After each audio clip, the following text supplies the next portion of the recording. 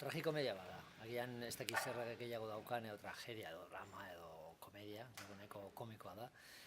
Eta batzutan oso itxura dramatikoa dauka, baina beti egoera nahiko barregarria da. Orduan da horrelako nahasketa polit bat, ez?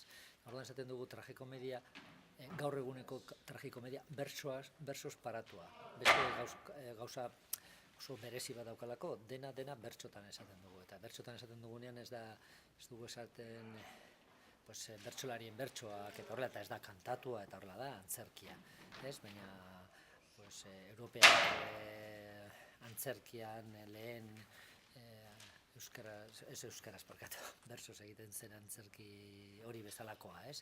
Eskena bertso mota ezberdinak erabiltzen dira, eskena bakoitzean aldatzen da bertsoa, baina importantena da esaten dena, kontatzen dena, gertatzen dena.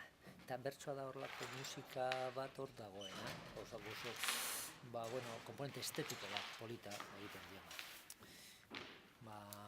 Eta orduan esaten dugu gaur egunekoa, horregatik batzutan antzerkia bertsoz ematen du gauza entzinekoa eta klasiko gaiak ez dakiz zer, Don Mendo, ez da, gaur eguneko hiru personaje, hiru lagun elkartzen direnak, eta konflikto bat dago artean, konflikto dramatiko barregarri bat, ez?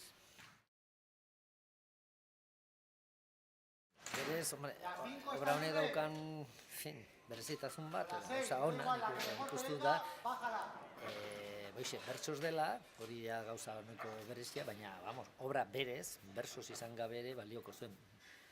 Berez, Patxok idatzi zuen, eta lehenengo idatzi zuen obra, eta esan zuen, ez egona, egingo dugu, txen apur bat, baukat gogoa bertsoz egiteko, eta gero prestatu zuen bertsoz. Eta bai, hor planteatzen da, historio kurioso bat, hiru lagun elkartzen dira, kontatu alduz, hori hasi eta berehalea planteatzen dugu, eta esku programan ere kontatzen dugu. Planteamendua, gero gauza asko zer gehiago gertatzen direlako.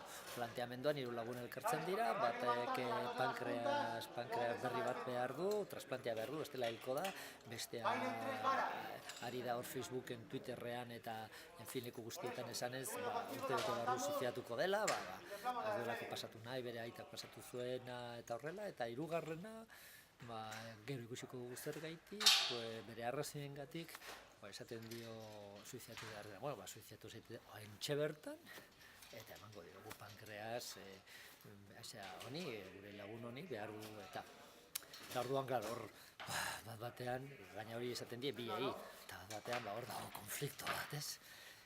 Eta gero konflikto hori, konflikto horretan edo oso dinamikoa da obra eta bere alagarrik dira gauzak berriak gertatzen, eta orduan ibiltzen dena, ez da ibiltzen dena, gauzak aldatzen dira, eta orain pilota personaje baten teilatuan dago, eta gero beste personaje baten teilatuan, ez?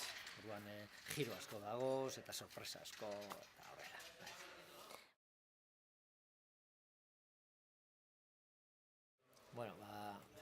Benetan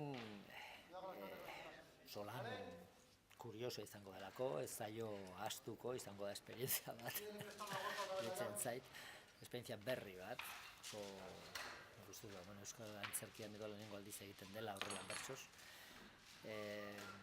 ora ondo dago, eta gero gainera, emanaldi guztiak dira politak, eta leku guztiak eta txoko guztiak dira politak, antzerkia egiteko, eta hau egiteko, baina, Arriaga leku polita da, eta gutxitan dago aukera euskaraz antzerki obra bat edo hemen gozatzeko, eta, horrek, posgarria euskaldunontzat edo hemen